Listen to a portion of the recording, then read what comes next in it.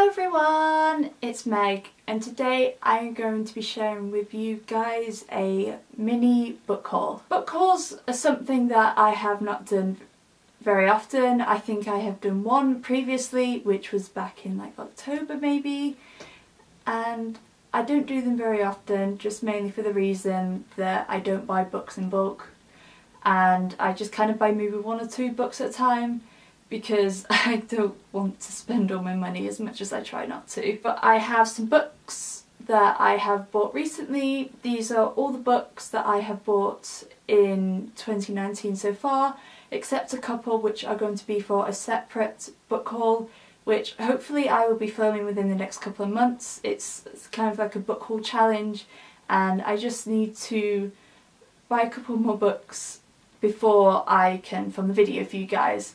But apart from those books, these are all the books that I have bought so far in 2019, and I thought I would share them with you all. There's a mixture of fiction, poetry, graphic novels, just a bit of a variety, and I'm really excited to share them with you all. So without further ado, let's get into the video. The first book that I bought in 2019 is Are We All Lemmings and Snowflakes by Holly Bourne. At the beginning of the year I went to London with my friend, and of course I had to drag her to one of the Waterstones, and we went to the one near Piccadilly, I believe.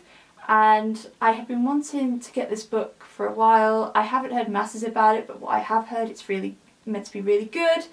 And there was a signed copy there, so of course I had to get it. This book, I don't know much about this book apart from the fact that it follows a girl named Olive, and she goes to a kind of like a retreat camp for people with suffering from mental illness.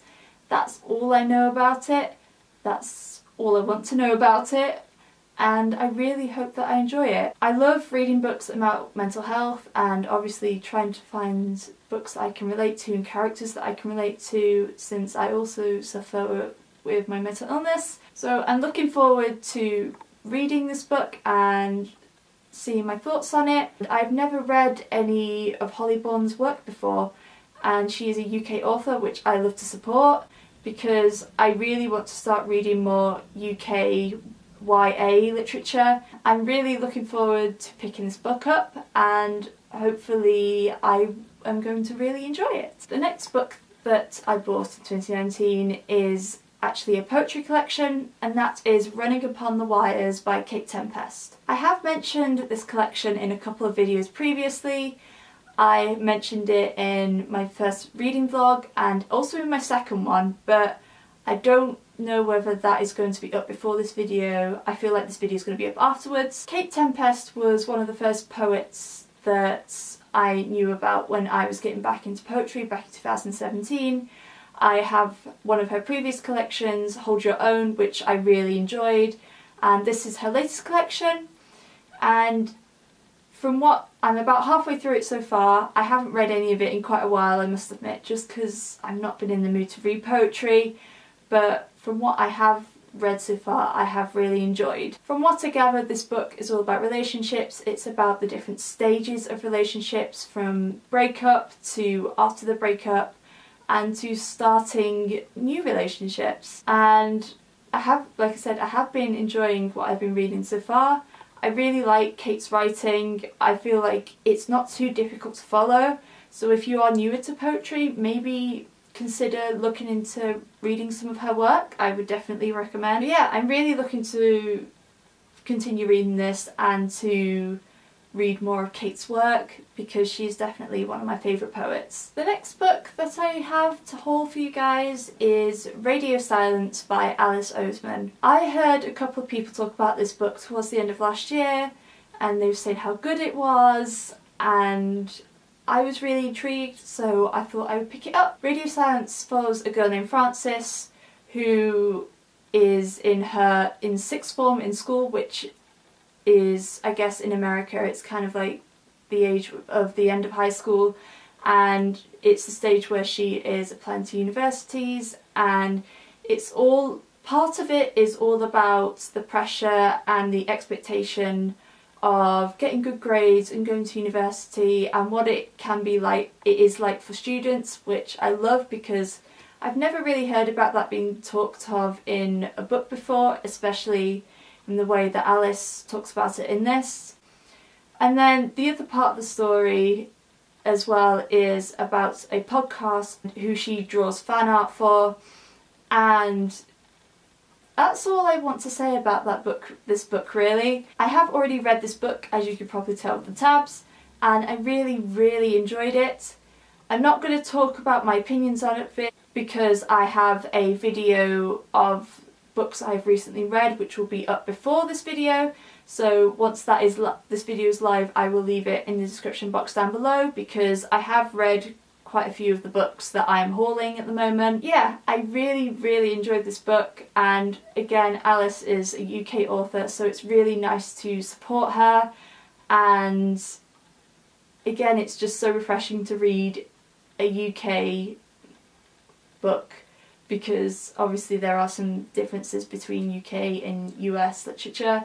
So I really enjoyed it, and I'm definitely going to be picking more of her work up in the future. The next book that I have is one that I have been wanting ever since it came out, and the other month I finally decided to treat myself to it, and that is 10 Things I Can See From Here by Carrie Mack. I heard a couple of people were hauling this book when it came out in 2017, I believe, and as soon as I heard about it, I knew I had to read it. This book is basically about a girl named Marv who suffers from severe anxiety, and she basically goes to live with her dad and her stepmom and her half-brothers for 6 months whilst her mother goes away to Haiti. I was so looking forward to this book, and again, this is the last book that I actually read, and in my most recent read that I have finished, and I did enjoy it, but I must admit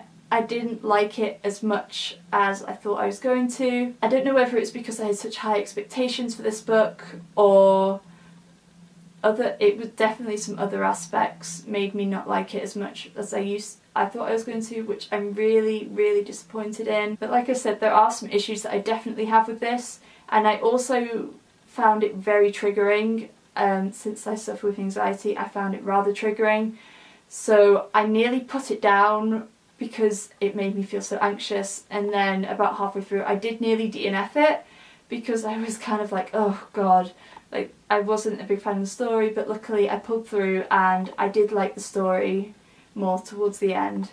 So I did really enjoy it. I will talk about it more in another recently read video which will be coming in a couple of months once I have read a few more books to film that video, so make sure you check that video out once this is up if you'd like to hear my full thoughts on this. But nonetheless, I am really glad that I read it, and I'm really glad that I finally have a copy in my hands, because even though there are issues with it, I do feel like it is quite an important book to read. The next book that I have is one that I've also already read, and that is P.S. I Still Love You by Jenny Han. This is the second book in the To All the Boys I Loved Before trilogy, and I listened to this last summer on audiobook because I had the physical copy, and because originally I had no intention of reading this series at all. I had no interest in the synopsis, but I found the first book in a charity shop, so I thought, okay, I'll give it a go. Absolutely loved it.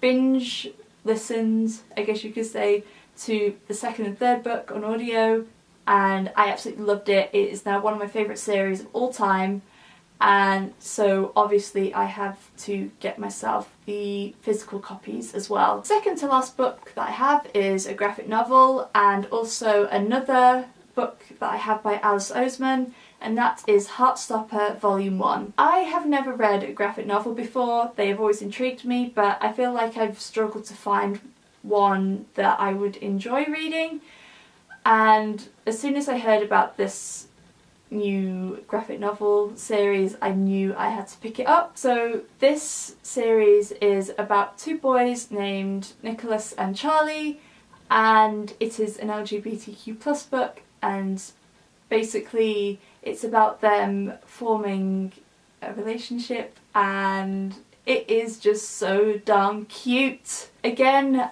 I have already read this book, so I will leave a link to the reading wrap-up where I discuss my full thoughts on this book in the description box if you would like to go and check it out. But I really enjoyed this series, and it was just so lovely. It was such a quick and easy and fun read, and I cannot wait for the next books in the series. The next book comes out on my birthday in July, which I am so excited about, and then we have to wait ages for the third and fourth book. I think the third one comes out in 2020 and the fourth one comes out in 2021, which is quite a long way away, but it will be 100% worth it because I absolutely adore this series so much, and I love the illustrations in here as well. Like, they're so simple but yet so effective and lovely. I really enjoyed this book and I cannot wait to continue with the series. And the last book that I have in this haul is the one that I have most recently purchased, and that is Daisy Jones and the Six by Taylor Jenkins Reid. If you recognise the title of this book or the author, if you haven't, welcome to BookTube. Taylor Jenkins Reid is the author of The Seven Husbands of Evelyn Hugo, which I have not read personally, but BookTube has been going wild for it. And this is Taylor's latest book, which came out the week that I'm filming this, and it is also my current read. This book is basically about the band Daisy Jones and the Six, and nobody knows why they broke up, and it's about the band's evolution and kind of people trying to get to the bottom of why the band broke up. When I started reading this book, I didn't realise it's actually in an interview format, so there's loads of different perspectives with names next to all the text, which I was not expecting, but I do really enjoy that because I've never read a book like that before, so it's nice to read a book in a different format. Just over 100 pages into this so far, and I am really enjoying it. I'm trying not to let the hype get to me at the moment because this book has been anticipated by so many people, and I really want to love it as well, but at the same time I don't want to feel like I have to like it or love it as much as everybody else. Like, I just want to go in this I just want to read this book with an open mind and just go into it and with my own opinions and my own thoughts. So those are all the books that I have for this book haul. I hope you guys enjoyed watching it. Like I said, I don't do book hauls very often, but it is really nice when I do. So you will probably have book hauls from me maybe like 3 or 4 times a year probably, if that. But yeah, I'm really happy with all these books and I have loved so many of them that I have already read. Thank you guys so much for watching. If you like this video then please make sure to give it a thumbs up, and if you would like to see more bookish videos from me then make sure you hit that subscribe button and click the little bell icon so you will be noted every time I post a new video. As always, I will leave my social media links along with my Goodreads and my blog in the description box down below for you guys. But thank you guys so much for watching, and I will see you again very soon. Bye!